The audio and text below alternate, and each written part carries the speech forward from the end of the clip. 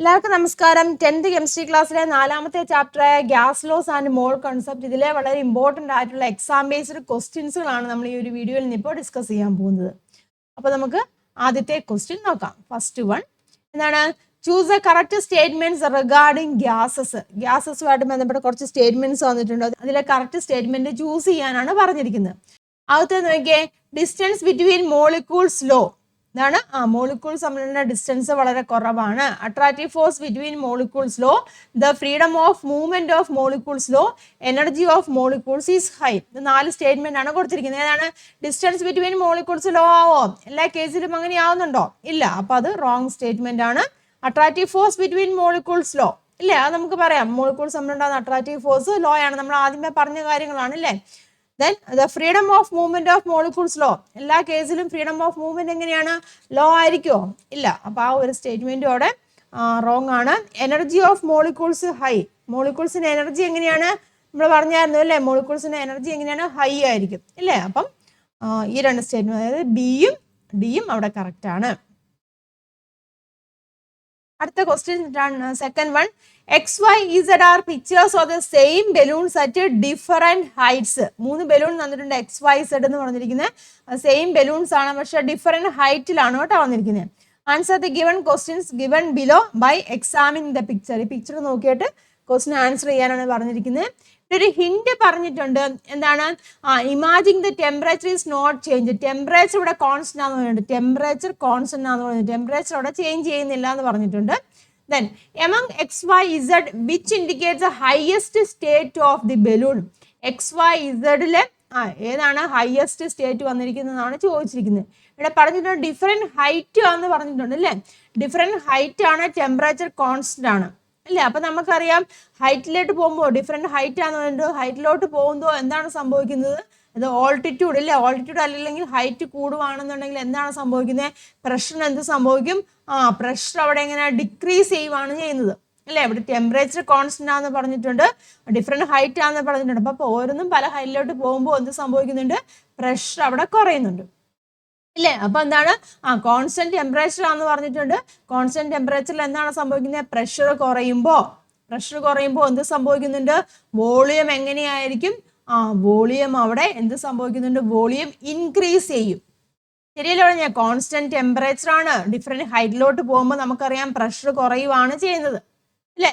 Pressure കുറയുമ്പോൾ എന്താണ് സംഭവിക്കുന്നത്? വോളിയം അവിടെ കൂടുവാണ് ചെയ്യുന്നത്. ഏത് ലോ ആണിത്?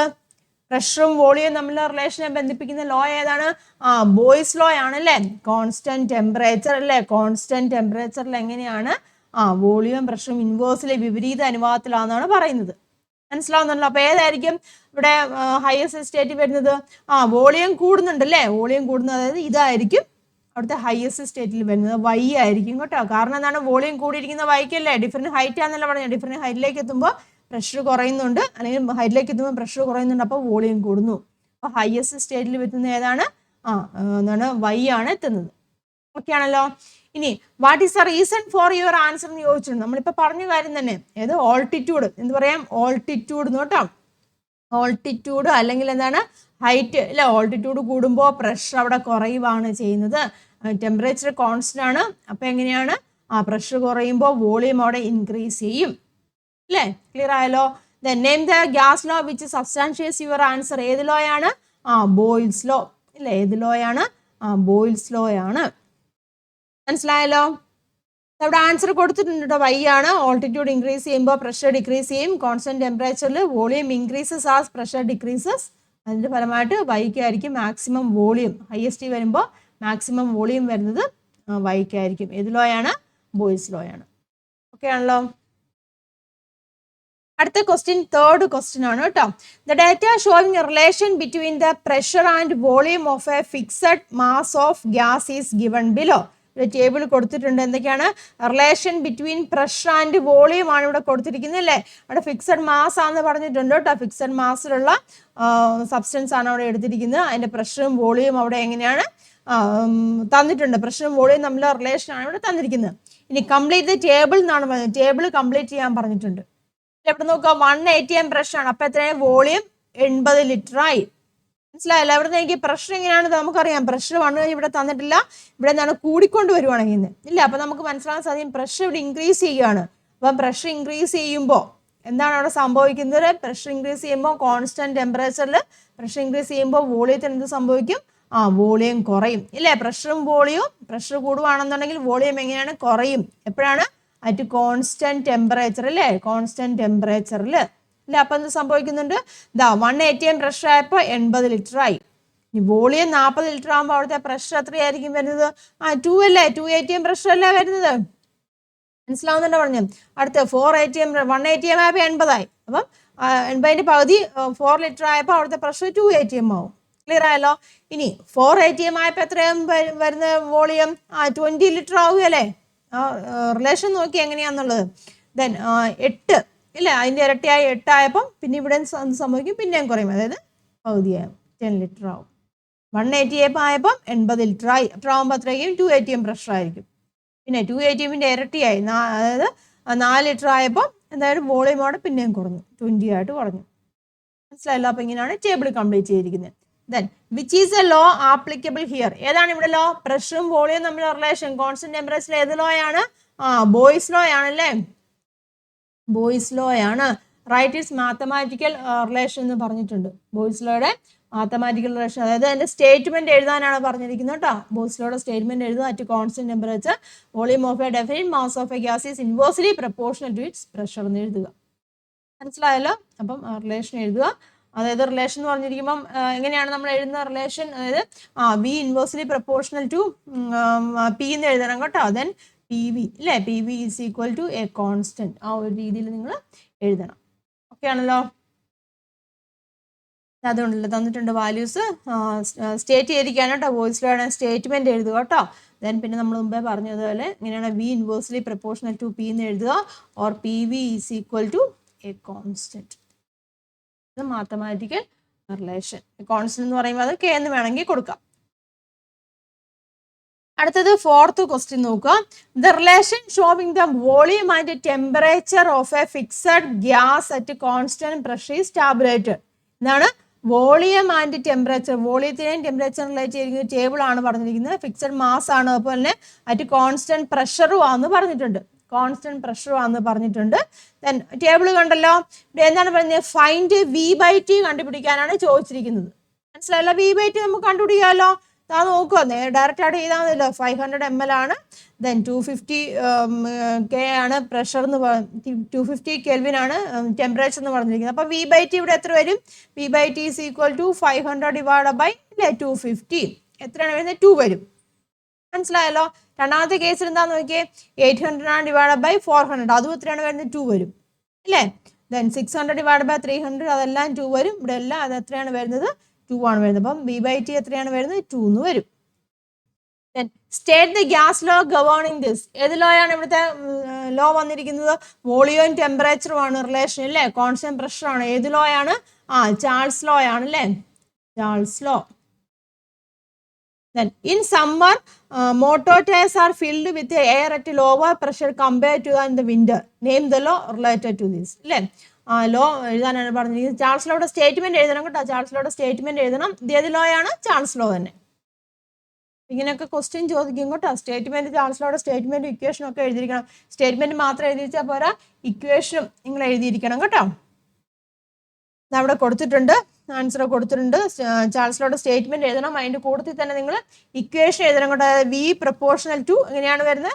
ടി എന്നാണ് പറഞ്ഞല്ലേ? വി പ്രൊപ്പോർഷണൽ ടി ആണ്. ഓർ വി ബൈ ടി കേട്ടോ. V by T is equal to a constant K കേട്ടോ. അങ്ങനെയും കൂടെ എഴുതിയിരിക്കണം കേട്ടോ. സ്റ്റേറ്റ്മെന്റ് മാത്രം പോരാ, അതിന്റെ കൂട്ടത്തിൽ അതിന്റെ ഇക്വേഷനും കൂടെ എഴുതിയിരിക്കുക. ദെൻ അടുത്ത ക്വസ്റ്റ്യൻ നോക്കാം. 5th one.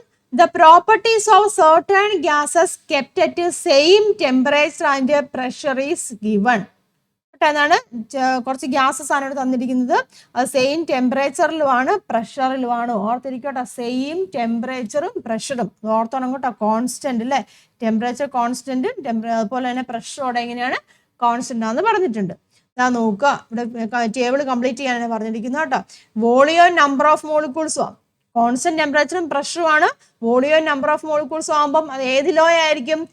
നമ്മുടെ നമ്പർ ഓഫ് മോൾസുമായിട്ട് റിലേറ്റ് ചെയ്തിരിക്കുന്ന ലോ ഏതാ? അവഗാഡ്രോ ലോ ആണ് അല്ലേ? ഇതാ നോക്കൂട്ടോ, നൈട്രജന്റെ 20 ലിറ്റർ ആണെന്ന് പറഞ്ഞിട്ടുണ്ട്. അപ്പൊ നമ്പർ ഓഫ് മോളിക്യൂൾസ് എക്സ് ആണെന്ന് പറഞ്ഞിട്ടുണ്ട്.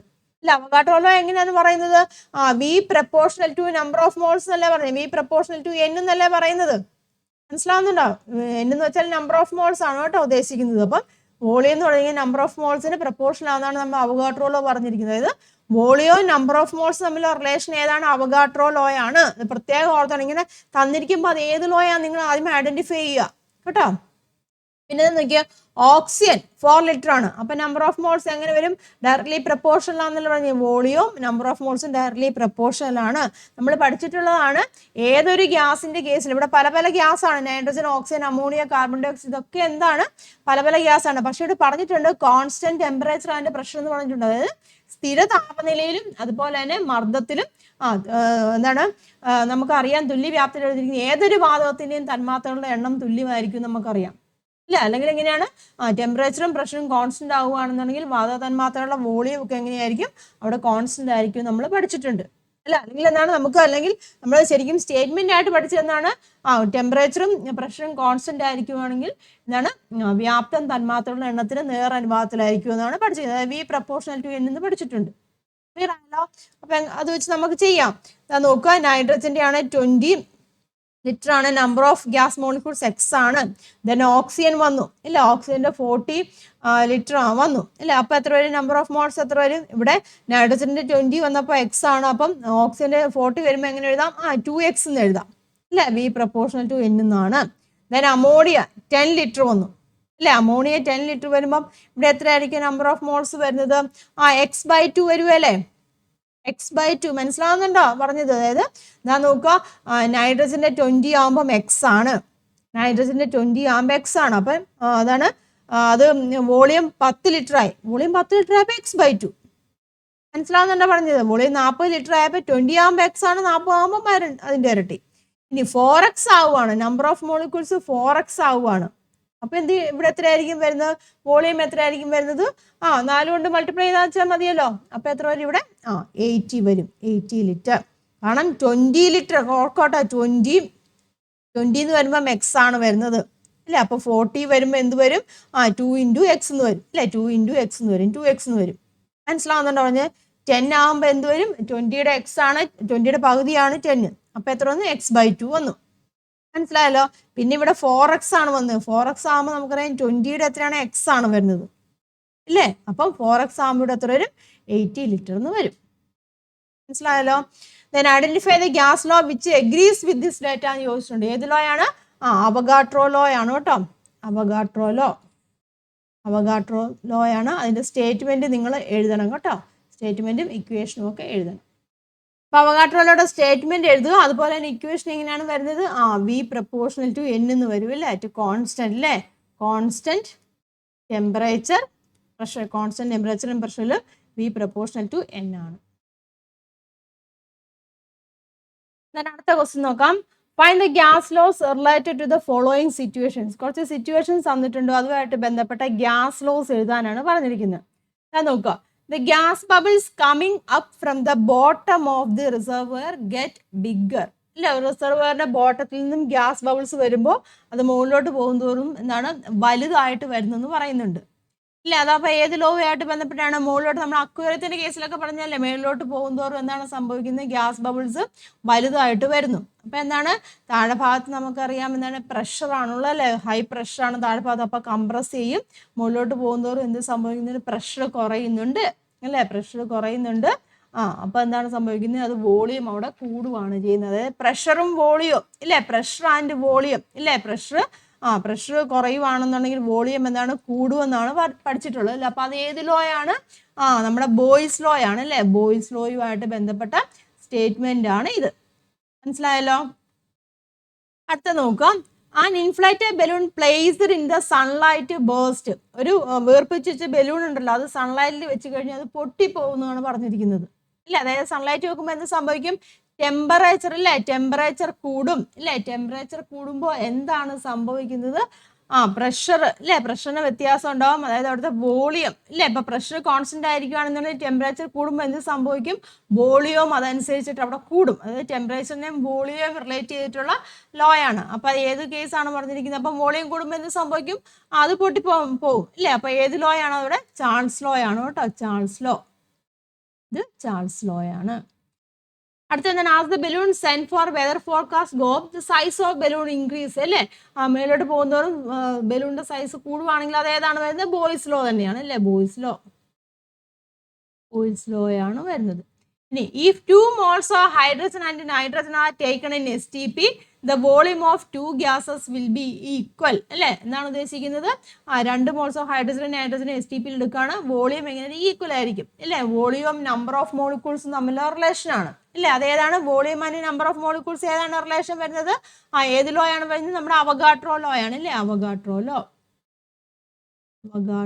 ലോ. മനസ്സിലായല്ലോ.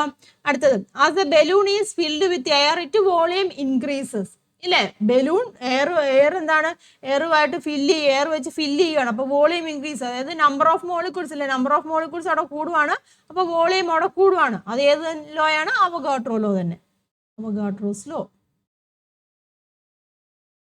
അടുത്ത കേസ് നോക്കിയേ, after attaching the balloon to the mouth of a bottle it is lowered into hot water then the balloon is seen to be inflated. അതായത് നമ്മളൊരു balloon ഒരു ബോട്ടിലിന്റെ മൗത്തിൽ വെച്ചിട്ട് ആ ബോട്ടിൽ നമ്മൾ ഹോട്ട് വാട്ടറിൽ വെച്ച്, അതായത് ടെമ്പറേച്ചർ അവിടെ കൂടുവാണ് ചെയ്യുന്നത്, ടെമ്പറേച്ചർ കൂടി, അപ്പൊ എന്ത് സംഭവിക്കും, balloon is to be inflated, balloon വീർത്തു വരും. അപ്പൊ അതിന് കാരണം എന്താണ്, ടെമ്പറേച്ചർ കൂടുമ്പോൾ അതിന് വോളിയം അവിടെ കൂടുവാണ്, ടെമ്പറേച്ചർ കൂടുമ്പോൾ വോളിയം കൂടുന്ന ഏത് ലോ ആണ്, ചാൾസ് ലോ ആണ് അല്ലേ, ചാൾസ് ലോ. ഉണ്ടല്ലോ, ഓരോരോ സിറ്റുവേഷൻസ് തന്നിരിക്കുന്നുണ്ട്, എക്സാമ്പിൾസ് ആണ് ഇതൊക്കെ കേട്ടോ, അപ്പൊ അത് ഐഡന്റിഫൈ ചെയ്യണം ഏത് ലോ ആണെന്നുള്ളത്. Then when the volume of a given mass of a gas at a constant temperature is reduced from 100 ml to 25 ml, the pressure increases from 1 atm to 4 atm. Constant temperature എന്ന് പറയുമ്പോൾ നമുക്കറിയാം ഏത് law ആണ് ഉദ്ദേശിക്കുന്നത്, boys law ആണ്. അതുപോലെ തന്നെ അവിടെ പറയുന്നുണ്ട്, എന്താണ് പറഞ്ഞിരിക്കുന്നത്, വോളിയം എങ്ങനെയാണ്, കുറയുവാണ് ഇല്ല, വോളിയം കുറയുന്ന പ്രഷർ എങ്ങനെയാണ്, കൂടുവാണ് ചെയ്യുന്നത് ഇല്ല. ടെമ്പറേച്ചർ കോൺസ്റ്റന്റ് ആണ്, വോളിയം കുറയുന്ന, പ്രഷർ കൂടുന്നു, അപ്പൊ ഏത് ലോ ആണ്, ബോയ്സ് ലോ ആണ്, ബോയ്സ് ലോ. ഇനി doubling the number of molecules in gases at the same temperature and pressure doubles the volume also. Number of moles കൂടുവാണെന്നുണ്ടെങ്കിൽ വോളിയം ഓൾസോ ഡബിൾ ചെയ്യുന്നു. ഏത് ലോ ആണ്, അവഗാഡ്രോ ലോ അല്ലേ, Avogadro's law. Clear ആയല്ലോ. കുറെ situations തന്നിട്ടുണ്ട്, അപ്പൊ ഏത് ലോ ആണെന്ന് എഴുതുക. ഇപ്പൊ എക്സാമ്പിൾസ് മനസ്സിലായല്ലോ, ബോയ്സ് ലോയുടെ എക്സാമ്പിൾസ് ഒക്കെ ഇങ്ങനെയൊക്കെ തരാം. അപ്പം അത് നിങ്ങൾക്ക് ബോയ്സ് ലോയുടെ എക്സാമ്പിൾസ് എഴുതാൻ ഇങ്ങനെയൊക്കെ എഴുതാം, അല്ലെങ്കിൽ ചാൾസ് ലോയുടെ എക്സാമ്പിൾ പറഞ്ഞാൽ അങ്ങനെ എഴുതാം, അല്ലെങ്കിൽ സിറ്റുവേഷൻസ് തന്നു കഴിഞ്ഞാൽ ഏത് ലോ ആണെന്ന് ഐഡന്റിഫൈ ചെയ്യാൻ പറഞ്ഞാലും നിങ്ങളത് എഴുതാൻ പഠിച്ചിരിക്കണം. മനസ്സിലായല്ലോ. അടുത്ത question 7th one. Complete the following table. The relation between volume and temperature of fixed mass of a gas given below. Pressure constant ആണെന്നാണ് പറഞ്ഞിരിക്കുന്നത് കേട്ടോ. പ്രഷർ കോൺസ്റ്റന്റ് ആണ്, വോളിയം ടെമ്പറേച്ചർ ആണ് തന്നിരിക്കുന്നത്. അപ്പം അത് ടേബിൾ കംപ്ലീറ്റ് ചെയ്യാനാണ് പറഞ്ഞിരുന്നത്. 600 ml 300 K ആണ് വരുന്നത്. അപ്പൊ എത്ര വരും, V/T എന്ന് വരുമ്പോൾ 600 / 300 എന്ന് വരുമ്പോൾ 2 വരും ഇല്ലേ. ദെൻ ഇവിടെ V/T 2 ആണെന്ന് പറഞ്ഞിട്ടുണ്ട്. ഇവിടെ എന്താണ് പറഞ്ഞിരിക്കുന്നത്, വോളിയം തന്നിട്ടുണ്ട്, ടെമ്പറേച്ചർ കണ്ടുപിടിക്കണം. അപ്പൊ എന്താ വെച്ചാൽ V/T ഇല്ലേ, V/T തന്നിട്ടുണ്ട്, V/T കോൺസ്റ്റന്റ് ആണ്. V/T എന്ന് വെച്ചാൽ ഇവിടെ 2 ആണെന്ന് തന്നിട്ടുണ്ട്. പിന്നെ വോളിയം നമുക്ക് തന്നെ ടെമ്പറേച്ചർ അല്ല, അപ്പൊ T = നമുക്ക് എങ്ങനെയാണ് V/2 ചെയ്താൽ മതിയല്ലോ. V/2, V എന്ന് വെച്ചാൽ 900 ആണ് /2, അപ്പൊ എത്ര വരും, 450 വരും ഇല്ല. ആൻസർ എത്രയാണ്, 450 ആണ് ഇവിടെ വരുന്നത്, അതായത് 450 Kelvin. മനസ്സിലായോ, അങ്ങോട്ട് ഇങ്ങനെ റീഅറേഞ്ച് ചെയ്യുന്ന കാര്യമുള്ളൂ. ഇവിടെ എന്താണ്, V/T തന്നിട്ടുണ്ട്, 2 ആണെന്ന് തന്നിട്ടുണ്ട്, തിരിച്ചെഴുതുക. അതായത് V/T എന്ന് പറഞ്ഞിരിക്കുന്നത് 2 ആണെന്ന് ഓൾറെഡി തന്നിട്ടുണ്ട്, നമുക്ക് V ആണ് കണ്ടുപിടിക്കണം. അപ്പൊ V = 2 × T, അതായത് 2 × 400 എത്ര വരും, 800 എന്ന് വരും അല്ലേ. അപ്പം 800 ml. ഇതൊക്കെ സിമ്പിൾ ക്വസ്റ്റ്യൻ ആണ് കേട്ടോ, ചെയ്യുക. സിമ്പിൾ ആണെങ്കിലും നിങ്ങൾ ചെയ്ത് പ്രാക്ടീസ് ചെയ്താലോ വന്നാലേ ഉള്ളൂ ഒരു ക്വസ്റ്റ്യൻ കാണുമ്പോൾ പെട്ടെന്ന് അത് എങ്ങനത്തെ ഉള്ളതാണെന്ന് നമുക്ക് ഐഡന്റിഫൈ ചെയ്യാൻ പറ്റത്തുള്ളൂ. അപ്പം ഈ ഒരു ചാപ്റ്ററിൽ നമ്മൾ ഗ്യാസ് ലോസുമായിട്ട് ബന്ധപ്പെട്ട ക്വസ്റ്റ്യൻസ് ആണ് കേട്ടോ ഡിസ്കസ് ചെയ്തോട്ട്. അപ്പം 3 ഗ്യാസ് ലോസും റിലേറ്റ് ചെയ്തിട്ടുള്ള ക്വസ്റ്റ്യൻസുകളാണ് പറഞ്ഞത്. ഇത് പഠിക്കാൻ പ്രധാനമായിട്ട് നമുക്ക് നോക്കാനുള്ള ഇപ്പം എക്സാമ്പിൾ ഒക്കെ തന്നു കഴിഞ്ഞാൽ നമ്മളില്ല ചാൾസ് ലോ സിറ്റുവേഷൻസ് തന്നു കഴിഞ്ഞാൽ ഏത് ലോ എന്ന് ഐഡന്റിഫൈ ചെയ്യണം. അപ്പം അങ്ങനെയുള്ള ക്വസ്റ്റ്യൻസുകളൊക്കെ നിങ്ങൾ പ്രാക്ടീസ് ചെയ്യും കേട്ടോ. ഇനി നമുക്ക് നമ്പർ ഓഫ് മോൾസ് അല്ലെങ്കിൽ മോൾ കൺസെപ്റ്റുമായിട്ട് ബന്ധപ്പെട്ട ക്വസ്റ്റ്യൻസുകളുണ്ട്.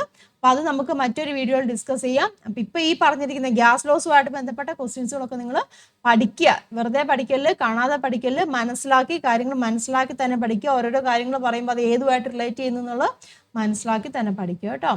അപ്പം എല്ലാവർക്കും ഈ ഒരു സെക്ഷൻ മനസ്സിലായെന്ന് വിശ്വസിക്കുന്നു. എല്ലാവരും എഴുതിയെടുക്കുക, നല്ലോണം പഠിക്കുക, നിങ്ങളുടെ ഫ്രണ്ട്സിലേക്കൊക്കെ ഒന്ന് ഷെയർ ചെയ്യുക കേട്ടോ. മറ്റൊരു വീഡിയോ ആയിട്ട് നമുക്ക് വീണ്ടും കാണാം. എല്ലാവർക്കും നന്ദി, നമസ്കാരം. താങ്ക്